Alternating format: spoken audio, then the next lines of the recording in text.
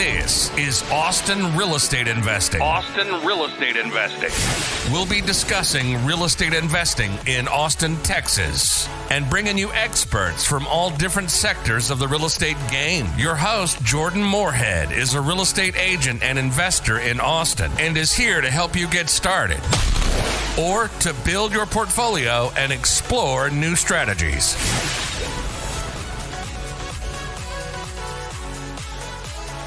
Hey guys, this is Jordan Moorhead. This is Austin Real Estate Investing. And today we have Becca Christensen. Becca is a local Austin lender and also a local real estate investor, mostly up in the Leander / Liberty Hill area, but I'll let her tell you all about that. Hi, Becca. Hey, how's it going? Doing well. How are you? Fantastic. Thanks. So Becca, real quick, could you just tell our guests who you are and how you're involved with real estate investing?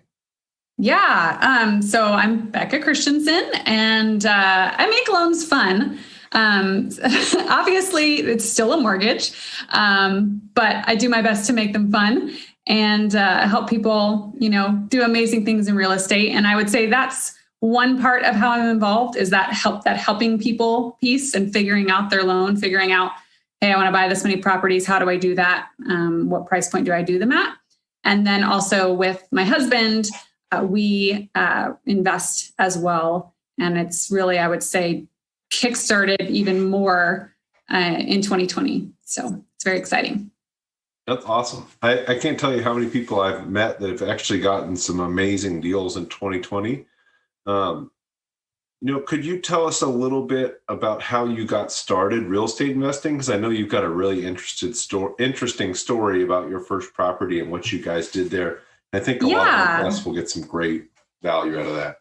Yeah. So I actually bought my first home back in 2008 and it was a new build in a kind of a crappy, production community. And then I met my husband, Darren, and we lived in it for a little while, but it just wasn't us. It wasn't the right fit at all. And we wanted to live where there wasn't an HOA, basically, because he had a greenhouse that he loved. Mm-hmm. And HOA just had a really hard time with it. So we were searching all over the place for the right fit where we could just kind of do what we wanted. Like we could have chickens, we could have a greenhouse and have that flexibility. And so in Leander, there's some spots that are not necessarily like great neighborhoods and they don't necessarily have amazing homes. Obviously, when you don't have an HOA, you can do whatever the heck you want. Some people choose to do nice things. Some people choose to have a bunch of cars on the front lawn or a bunch of trash or any number of things. It's their choice, totally. So if you're going to go in that area, you kind of have to be okay with that. But we found a 2.5 acre lot it actually backed up to the Balcones Wildlife Preserve, which was really cool. So we felt like, the likelihood of something being built behind it would be very minimal. And it was on a hill, so maybe a little bit undesirable, but we really just saw the diamond in the rough. It was also trashed. So it was owned by somebody who lived in California, and they had renters on the property in a manufactured home that at that point was not livable at all. We're not sure that they had trash service. So there was just piles of trash that looked like maybe they had been bulldozed into certain sections. And several different random sheds with just tires and just all, you name it. So most people would look at this property and run the other way. And we looked at it and we, looked at the price. I want to say it was 40. We negotiated it down to 40K. So that's 2.5 acres. Oh, wow. For that price. Now it wasn't livable at that point. But we knew the potential. We saw the tall, really great trees, just the area. We knew we could do something with it. So we ended up buying that. And we actually sold my other home. So for, 4 months or so, I was teaching at that point in time, getting my master's degree, living with my mother. And we were building what we dubbed our treehouse. It was essentially a small studio apartment, floating pier and beam construction, not meant to last, but just meant to get us out of debt. That was our main goal at that point. And because we knew, obviously, it's hard to propel yourself forward in real estate investing if you've got a ton of debt. So we lived in that for a period of time, got ourselves out of debt. And at that point, we kind of wanted a little bit more space. We were in like 800-ish square feet. And so at that point, Darren, and of course he did that all himself. And I think that's a really big piece I might have skipped over is he built all of this. Well, I did help. So our 4 hands built this ourselves. And we built that small studio treehouse out of pocket completely. And just really we're just scraping by. So then we're going to upgrade. So we took that decrepit mobile home that I mentioned that was on the property, and we completely stripped it down to the metal frame that it was on. And he built something like just standard construction code on that metal frame. So it was essentially like a manufactured home, but not officially because it didn't have all the serial number and paperwork and all that stuff. So upgraded from 800 square feet to 925.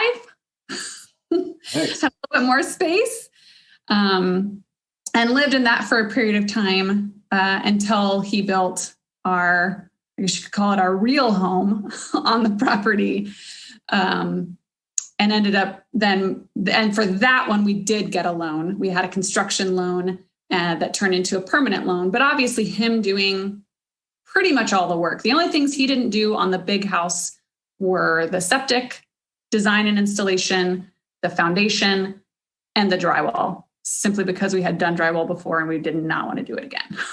No. So we're like, nope, subbing that one out. But he did everything else. And I mean, some people are like, everything? Yes. Framing, electrical, plumbing, flooring, everything. So eventually we ended up selling that manufactured home and, closed. And so I would say then where we were at this place where what we had put into the property, the property was worth more than double that. Mm-hmm. And we had this nice, 2,000 square foot house built on that 2.5 acres. And of course, the market improved at that time. So there were some good comparables as well. And that, of course, helped our value. But so that was pretty huge. And we strategically did that. Like the whole time we had this vision of taking this, diamond in the rough and making a value add, giving it that value add so that we could then get a home equity line of credit on it and have this pile, if you will, this line of credit to pull from to use in the future. And that's, of course, then what helped us this year. That's an awesome story. So just to clarify, and I think I know what you're talking about, the value doubled. You bought the land for $40,000 plus the money you put in it. You got double the value there. Correct. Yeah. Yeah. I just wanted to make sure everybody listening can understand that. I had a great idea. That was it. But, it sounds like you guys went through an awful lot and you put up with being uncomfortable for an awfully long time.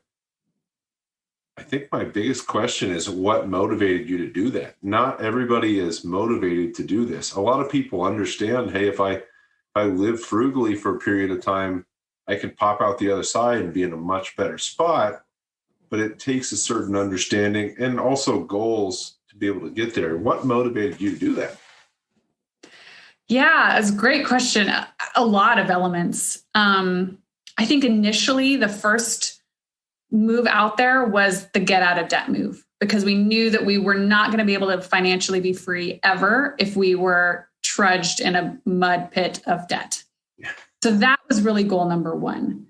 And we focused on that and accomplished that probably within a couple of years, I would say. We were out of that debt. And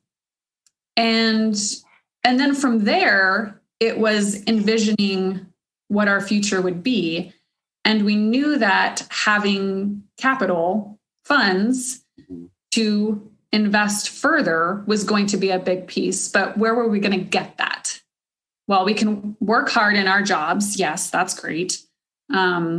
And actually, that was part of me switching from being an elementary school teacher to being in mortgage so that my income could match my efforts a bit more. Yeah. So that's a piece. But certainly we're like, well, that's going to take a while. How do we get there faster? And we knew that if then we could increase the value of the property and get that line of credit, that was, obviously not super fast, but one of the faster ways to get there. We're both super goal oriented. We have annual goal meetings, quarterly goal meetings. We visualize like crazy.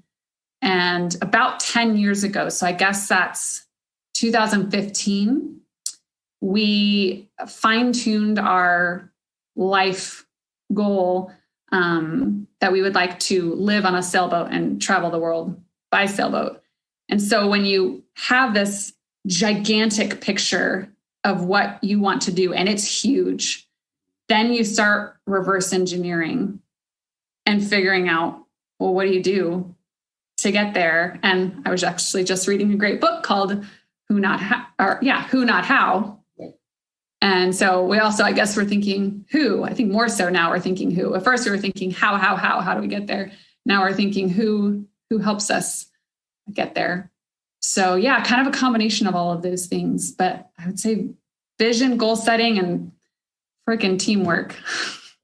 Yeah, and absolutely huge fan of the who, not how concept. Love that stuff. I'm not very good at a lot of things. I know that. I'm really good at a few certain things. I'm really bad at most of the other stuff. So finding who's to help take care of all the other stuff is great for me. So I can focus on the very few things that I'm good at. Yeah, for sure. You mentioned debt. I know debt is a huge hindrance to people right now. A lot of people, for a lot of different reasons, getting out of debt can seem very daunting. What kind of debt was it mostly? Was it school debt or? Yeah, well, school debt, credit cards, and then the house. I bought it in 2008. It was a new home, and we ended up taking a small loss on it, selling it. So didn't make any money there. So yeah, selling the house, when we think about what our debt was, that was a huge part of it. So selling that was a big chunk. And then we each had some student loan debt and, credit cards. And I think part of those credit cards were paying out of pocket for the, getting started, like with a small studio tree that we built and things like that. So it was, getting us to that place. So I'd say mostly student loans and credit cards, I guess, at that point. And cars. Yeah. So I think a big thing for a lot of people is just, obviously there's books like there's the Dave Ramsey methods and all those books. And did you utilize any certain method to pay off this debt? And how did you get started really attacking your debt very aggressively? Yeah. I think we analyzed our budget and saw anywhere where we could cut something. We did not, I think when we moved to this property, we decided we don't need cable.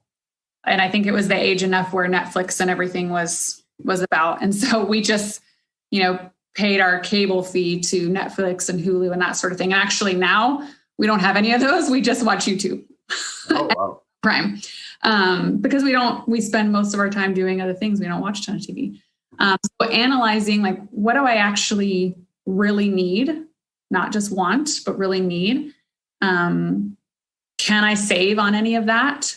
And getting the budget down, making sure you have flexibility and room to breathe. Because I think if you cut off all fun, we're never going to go out to eat. Well, that's just setting yourself up for failure. Yeah. So putting in an eating out budget, but having that eating out budget be, minimal, very reasonable. And then taking that excess money, and I would say we did the snowball method is probably the best way to put it. Taking the smallest debt that you have, putting everything extra that you have towards that while continuing to pay the minimum payments on the rest. Once that one's done, then you take that plus all the extra and start hitting the next one. Yeah, and great method too. So for anybody that's listening, Dave Ramsey, the Money Makeover, I believe is what it's called. If you look up Dave Ramsey, you're going to have no problem finding anything about methods to help get rid of debt. And, I personally believe while real estate investing can be an amazing wealth builder, you want to get control of your finances before you start trying to go spend more money. And that doesn't always mean maybe you have to pay off all your student loans before you buy a property, because you don't. If you can buy a property that can help you live for less than you're currently living for, you could put more money towards your student loans, and that's never a bad idea. Yeah. And we also, when I say that we got out of debt, I would say we got out of bad debt. Yeah. And we had things that we thought were reasonable. So we had reasonable car payments. And then at that point, we were caught up enough and in a good place that it wasn't really worth paying off all of the student loans. Mm-hmm. So we just got ourselves to that good place where all we had was that installment, low interest rate sort of debt, and went from there. Yeah, absolutely. Yeah, you don't have to have a completely clean slate for sure. And I think a lot of people need to talk to somebody like you before they start thinking about what do I need to pay off? How much do I pay off? Because, you might think I need to pay off all of my debt before I buy that first house hack or that first house. Maybe you don't need to pay it all off, and maybe it really doesn't make sense to pay it all off. I then can help them. Well, actually, what's calculated in your debt to income ratio is not your balance. That's potentially part of what helps make your score, but it's the minimum payment that's calculated in the debt to income ratio. So you could feel like you have a lot of debts, but what are the minimum payments for those debts? People sometimes will say, oh, I have X amount of debt. And what they're thinking about is their balances on their accounts, whether it's student loans, cars, credit cards, whatever. But what we're concerned about on the lending end is the minimum payments on those. So you may feel like you have a ton of debt and how in the world am I going to qualify? But what we're looking at when we pull that mortgage credit report is all of the minimum payments for those things. And so I always advise, let's look at it first before you go spend 10 grand paying on something that you actually were totally fine. You qualify just fine by having that. Or we can strategically look at what's going to be the best bang for your buck to pay down and or off. And then there's some things you don't want to pay off for certain reasons. So definitely good to look at it first. Yeah, I think, a lot of times it's been explained to me especially if your goal is to be a real estate investor, don't take this giant lump sum of cash and pay off something that's not hurting you too bad, like a student loan with a low interest rate. Not a big fan of student loans, but not always the worst thing to have. None of us are. Yeah, not always the worst thing to have. Maybe you could use that 20 or 30 grand more effectively to help you grow your wealth faster than just throwing it at a student loan. Yep, totally agree. Awesome. So, Becca, I know you guys invest a lot up in the Leander, Liberty Hill area. And I think I know why, but could you just tell me a little bit more about why you guys invest there and why you think it's a great place to be? Yeah. And I think just Austin and the surrounding areas are a really strong economy. I think that we felt the pains of the 2008 to 2012 stuff in the same way that other cities in our country felt that. So for that reason, it's just kind of Austin sort of emanates out from there. And I grew up in Cedar Park from 5th grade on, and Cedar Park was a little bit of nothing when I was first there, and then just totally exploded. And I think Leander and Liberty Hill are very similar. And then, of course, you just skirt around the whole circle of Austin. And there's just so many little pockets where there's opportunity for those value add opportunities. So it's really cool to find those pockets and then just dig in and go for it. Yeah, and I think Leander / Liberty Hill has a lot of that opportunity to add value and even still get in what I would say is early to the area. So there's a lot going on there. There's a ton of development there. I think if you're looking in the urban core of Austin, you're really missing out on a lot of the growth. like Yeah. like Leander and Liberty Hill are going to experience in the next decade or two. Yeah, for sure. I think those that aren't as familiar with the area may not realize that, but when you get more familiar with the area, you'll realize it's like if I go out of town and people ask where I'm from, I say Austin. Yeah. Right? Because no one really knows where, unless you're from the area, you don't know what Leander is. Even some people that live in Austin don't know what Leander is. Yeah. But I think most people kind of around that general circle of Austin associate themselves like, where are you from? Well, I'm from Austin. Maybe I live in Round Rock, I live in Leander, but it's the Austin area. So really spreads out. Yeah, it's the Austin MSA. Nobody in Dallas says, I'm from Carrollton.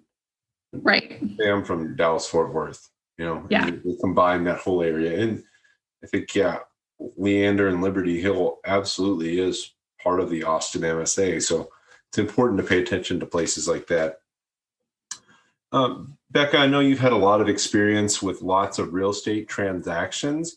Could you maybe tell us something you've seen go horribly wrong, maybe on the lending side? I know a big piece of advice lenders always give people is, hey, don't run up different lines of credit before we close here. After we're done, do whatever you want, but don't go buy a new car. Don't do a huge purchase on your credit cards. Maybe something just to help people that are looking to buy real estate to know to avoid. Hey guys, this is Jordan Moorhead here, and I wanted to ask if you could do a huge favor for me. If you could go leave a review for this podcast wherever you're listening to it, that would really help me get this into the hands of other people that are interested in information about Austin real estate investing, and I'd be able to help more people. Thanks, guys. Yeah. I guess two situations. I had one where somebody got really excited when they were under contract and the refrigerator did not convey with the purchase. So they were going to need a new one and they had the money for it. But they got points on their card. So why would they not put it on their card? That made perfect sense to them. And they just didn't think about a big purchase like that going on their card. But luckily, they were talking to their realtor, and the realtor was like, you need to call Becca right now. So she called me. We're probably like 2 weeks away from closing, and we paid it off on the card. So we didn't have an added balance or anything like that that would change it. So it was like close call. But I think it's so easy. And I honestly think I might have done it myself when we were closing on our permanent loan or maybe a refinance. Like I was doing something like that and I totally pulled you shouldn't be doing that. You shouldn't be buying that when you're under contract. So it's just so easy to forget because you're excited and there's appliances and furniture and all of that stuff. So I always say before you buy something, like just put your credit cards in the freezer or something. Before you buy anything, when you're under contract, you talk to me first because sometimes it's okay. Sometimes it's not okay.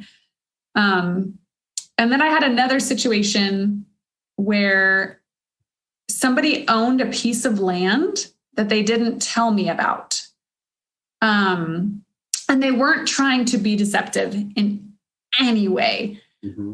They just didn't think about it at all. They had inherited it and it was just land. There was nothing on it. So their taxes are very small and there's no mortgage on it and there's no insurance. So, they weren't thinking about it at all. And I think it came up in a title search or something along those lines, and kind of same thing. We figured it out halfway and we're like, crap. All right, well, let's document this puppy. And again, figured out a way to still make it work even with that. So I've always modified my questions now. At the end of an application, I always clarify, so do you own any other properties or pieces of land? Oh. Because when you hear properties, you think house. Yeah. Or pieces of land. Yeah, exactly. That's awesome.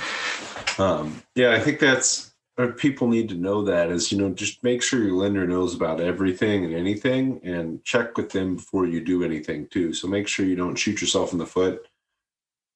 again, once you're closed, whatever you want to do. Yep, exactly. So could you just tell us one thing you think newer investors need to know? So let's say I'm a new investor and I want to get into real estate investing. I haven't talked to anybody. What would you recommend they do first, and what do you think they should know? Yeah, I mean, I think getting with a local realtor is really important because they're going to know the market, the climate, pockets, good pockets for investing. Because I mean, if you're looking for a primary home, well, that's probably potentially a different area of town that you're looking in than if you're looking for an investment property. Mm-hmm. So the needs list is just totally different. So having an idea of price point or is your goal value add, is your goal cash flow, and really talking that through with someone not only who knows the market, but who I would advise is an investor themselves, because they understand those conversation points even better. And then on my end, knowing the loan options, knowing that, hey, yeah, you can buy a duplex with an FHA loan as a primary residence if you're going to occupy one unit. Mm-hmm. And guess what? You get to use the projected, 75% of the projected rental income on that other unit to help you qualify. And so when you realize some of the cool things along those lines that you can do, that opens up opportunities, I think. Yeah, I think some of the best advice I've gotten and the biggest things I've learned that have helped my investing career is just knowing and understanding more about loans and how everything works and how you can piece things together. Because, if you only understand that you need to get a loan, you're at a severe disadvantage. You understand in what sequence you can get loans and what loans can work best for you and what tips and tricks there are to help you save money and put less money down. It helps a ton, Yeah. And I've chatted with so many people, and I have so many past clients that the same thing, that we chat about what their long-term goals are. I had someone come to me, she's like, all right, I have this much money and I want to buy 4 rental properties in the next couple of years. How do I do that? Okay. So we made a plan. Other people that are, okay, I'm just starting out and I'm going to do a duplex. I'm going to live in one side. Okay. Well, what are you going to want to do after that? Are you going to want to buy something else after that? And making that plan and talking through the logistics of that for them, because it may look different. There's obviously strategies that others use, but the strategy for each person might be a little bit different. But having that plan, absolutely, I agree with you, is really helpful. Yeah, and I think, after you talk to a trusted realtor, talking to a lender next is your absolute best step. It doesn't really matter who you talk to first in my head, but you need to talk to somebody. Realtors don't make money by sitting and talking to you for coffee, so don't feel bad that you're going to have to pay somebody or you're wasting their time by asking them some questions. And the same thing, lenders, they want to talk to you, they want to help you. So reach out to these people, talk to them. It's going to help you get a lot of clarity and figure out the best plan possible to move forward, not just to one property, but to multiple properties after that, if that's your goal. Right. And really, I can't tell you, I know just enough about loans to be really dangerous. I can't tell you how many people I talk to that think they're years out from buying a property. I'm like, man, you could buy a house tomorrow. You need to talk to somebody to verify this stuff. And I talk to people so often that seem not afraid, but just hesitant to go talk to a lender because they don't want to waste their time, or they think, oh, just talking to a lender, I'm going to get my credit pulled, and I'm not ready to do that yet. There's just so many misconceptions about approaching a lender. And I think the sooner you do, the better off you're going to be. Yeah. And I think too, so your average loan officer, and I heard this statistic a few years ago, so it might be slightly off, but your average loan officer is a 53-year-old male. So, if you talk to someone that is in that realm. They've been in the industry for a really long time, which can be a good thing, could also be a bad thing because they've been doing the same thing for years and years. So they potentially are not willing and or able to think creatively. And I think that's, at least for myself, where I stand apart. Obviously, I'm not a 53-year-old male. So that's a couple points for me there. But in the same way that I had to think creatively to help my students who all had different learning abilities, speeds, styles, helping all of the people that I'm helping now figure out what their plan is for purchasing and investing. I think it's a huge piece, but it really, finding that right fit. And I don't want to pull your credit until you're ready. But I also don't want you to not call me because you're scared and you don't know. I think that's the thing. Like I have people call me all the time and they're like, well, I don't know this, and this. And I'm like, well, great. You're in the right place because this whole process that we do together, starting with this conversation, figures all of those things out. So guess what? Like we're going to start a journey that answers all those questions for you and tells you exactly what you can do now and make a plan for what you could do in the future. Yeah. And I talked to my father's a realtor in Louisville, Kentucky. When I thought about wanting to buy a house, he said, hey, I'm going to connect you with a lender friend of mine here in Louisville. So they can't do loans for me in Minneapolis at the time. But he said, I'm going to connect you with somebody and they're going to tell you what you need to do. My credit was terrible. I had a 550 credit score. I couldn't even get a credit card. He said, hey, here's what you got to do. Go to your bank, buy yourself a line of credit. So I gave US Bank $300. They gave me a $300 line of credit. And I was so scared of credit because I'd messed it up, clearly, that I didn't do anything more than put my Netflix bill on that every month. Paid it every month right away. Credit score just shot up. Pretty quickly, I was able to get an actual credit card where I wasn't paying for the line of credit. And just by talking to this guy, I can't even remember who it is now. It was probably 7 or 8 years ago. That just by talking to him, I put together a plan of how to turn around my credit. And it wasn't hard. It's just buying a credit card, opening credit lines when I was able, making sure all my debts were paid off. Really easy, but I didn't know how to do that myself. I needed to talk to a lender to figure it out. Yeah, for sure. Yeah.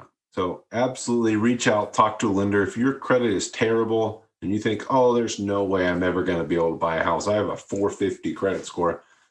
They're going to be able to refer you to somewhere where you can fix this credit score, where you can get in the position to buy. Maybe it's not right now. Maybe it's not next year. Maybe it's 2-3 years from now. But 2 to 3 years in your whole lifetime is nothing. Yeah. I mean, I think that sort of goes back to the mentality that we had when we were getting out of debt. I mean, our credit wasn't bad necessarily, but it's a similar mindset of, okay, I've got this that I've got to work on now. But if I go 100% at this, and then this may be fixing your credit, what other opportunities is that going to open up in the future, as opposed to, wallowing in, oh, my credit's bad, and then never doing anything about it. Yeah. Yeah. And real estate's a long-term game. So getting those first steps, maybe it's opening a secured line of credit, credit card you pay for. That's the first step in the right direction. That might take you to $10 million of real estate in 15 years. But you don't get started with that, you're not going to get anywhere. Yeah. Yeah. Sometimes it's a slow initial launch, if you will, but then it ramps up and it starts to pick up speed at some point. Absolutely. Totally big fan of that. It's going to be hard and you're going to be trudging at first, but it picks up speed after a while.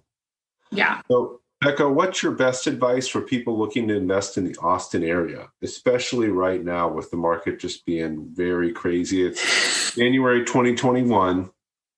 You need to have your ducks in a row if you're going to go try to invest in Austin. Yeah, you definitely do. I think you potentially need to have your mindset in the right place, that the supply is low and that you need to be open to possibilities.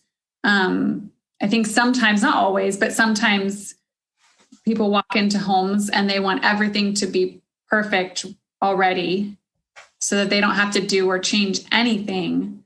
But that house that you walk into that's perfect, if you in fact find one that's on the market that is that way, it may also have 30 other offers on it that you're going to be competing against. So I think having that flexibility and the mindset of knowing like, okay, all right, so it's intense out there, but we're ready. We know what we can buy. We're flexible. I think that's one thing, is having that mindset, not going into it thinking like, oh, we're going to win the first offer that we make. I mean, you may, but you also may not. So I would just hate to send you out, whistling and into the wind, into the Austin market without a care in the world. But yeah, I think knowing all of the lending piece and having that pre-approval in hand, because I think that pre-approval allows, one, a letter to go out immediately when you're ready to make an offer. And two, allows me to, if you want, have a conversation with the listing agent to brag about you. I'm not going to tell them your financials, but they like to know, hey, you're working with a lender that I can call, I can get a hold of, I could text them. Oh, and they've told me about, yep, I've reviewed X, Y, and Z, and they're good to go, and they're very excited about the house. Having all of those ducks in a row is huge. I mean, I think you could probably speak to this. If you walk into a house and all you've got is a pre-qual from, a big name bank, I was going to name a few, but I'll just say big name bank. It's not going to be taken seriously at all. And to be fair, a pre-approval from a big name bank may not even mean a lot at all, because people want to know that they're going to be able to get a hold of the lenders and be able to have track of the progress of the loan, and that it's going to be closed in a reasonable amount of time, not in 3 months. So just having that lending piece nailed down, and then having the right mentality going into the house hunt. Yeah, I think connections are so important in this market. So, if you come in with a lender from out of state or online and they just don't know anybody and they can't talk to the agent, knowing that a house is going to close is so important right now. Yeah. You can save a few grand if you can guarantee you're going to close. So, if you're coming in cash, of course, you can guarantee I'm going to close. There's no financing contingency, but not most people aren't using cash. I don't think it's always a good idea to use cash to buy real estate. Use loans when you're getting these amazing sub 3% interest rates. Yeah. I would never give anybody a loan for less than 3%. I know that. Yes. We're lowest in recorded history right now. So pretty cheap money to borrow. Use that to your advantage. But yeah, if you're going to use a lender, use somebody that can step up and show up and make sure that the realtor feels comfortable that you're going to close. If you get past that option period, this is going to close. So all we have to worry about is this 3 to 7 day option period here. And past that, we're good. Becca's working on it. She's awesome. Yep. Cheers to that. Here you go. So, you talked a lot about mindset, Becca. What's your favorite business or mindset book that you like? I have two. So the first is You Are a Badass by Jen Sincero. It actually has a follow-up book called You Are a Badass at Making Money. And when I transitioned from being a teacher to being in lending, and then again, when I transitioned from being on a team in lending to being on my own as a loan officer and branch manager, that book, I've probably read it 3 or 4 times, and I get something different out of it every time. But just helps you start to shake away those negative thoughts and talk. And just own your badassness. And I think the second book as well helps you deal with the misconceptions and feelings and thoughts that you have around money, and how that's been shaped maybe by your parents, family, society, those sort of things, and becoming more comfortable with money. Not making it taboo. Yeah. So those two are huge. And then, and so I'd say that's both personal and business. in my opinion, both of those. And then Raving Fans is one of my favorite books too. It's a super short read. You can probably read it in a day or a weekend. It's just a little fictional story, but the concept is creating your business in such a way and doing things for your clients in such a way that they walk away as absolute raving fans. And at that point, you've created lifelong clients. You've created clients that are going to, go knock on their neighbors' doors and, oh, you got to use my gal. You got to use Becca. She's amazing. She did this, and that. And it's just and how to nurture that. And so a lot of the things that I do in my business, and I've read that one several times too, a lot of those things that I do in my business are based on that. I want to make loans fun and I want to create raving fans. And my business has been 100% referral based from the beginning, still is. And that's hard when you have nothing, when you start out. Yeah. But to see how it's grown by doing what I love and nurturing and loving on people, focusing on relationships and making raving fans is huge. So I'd say it's a short, simple read, but big impact. Yeah, I can tell you've read that one. So very apparent. Yes. So Becca, how can people get a hold of you? What's the best way for them to reach you? Oh, best way, gosh. Or multiple ways even. Yeah, there's so many different ways you can get a hold of me. So you can, of course, email me, becca@mortgageright.com. You can give me a call. All of my info, of course, is on my website. You can actually text my name, Becca, that's Becca, to 3, I guess I should double check this. I had that organized. Text it to 36260. So you just text my name to 36260 and it will send you my mobile app that basically acts like a mobile business card, also has cool calculator features and allows you to apply and everything directly from that app. So that's really cool. My website is wemakeloansfun.com. I'm on Facebook and Instagram. I think that covers it all. So any of those avenues, you can connect with me. Yep. And we'll have all that in the show notes too, guys. So just check out the show notes. If you didn't catch it there, rewind, but also you'll be able to find her in the show notes there. Becca, last question, most important question we ask here is, what's your favorite restaurant in Austin? Yeah. I love Soto, SOTO. And I have only been to the Cedar Park location. I believe there's a downtown location as well, but some pretty badass sushi. And yeah, I haven't, I guess like location, price point, quality comes together for me there. So obviously I know there's probably fancier sushi restaurants, but that's my favorite. Awesome. Yeah. Can attest to that too. Great sushi, especially for the price. Go to Soto and reach out to Becca if you need any help with mortgages. If you have any questions about investing in the Austin area, she's always a great resource and she would love to help you. Awesome. Thank you so much, Becca. Me. Absolutely. Yeah. We will talk to you soon and have a great day. Yeah, you too. Bye. Bye.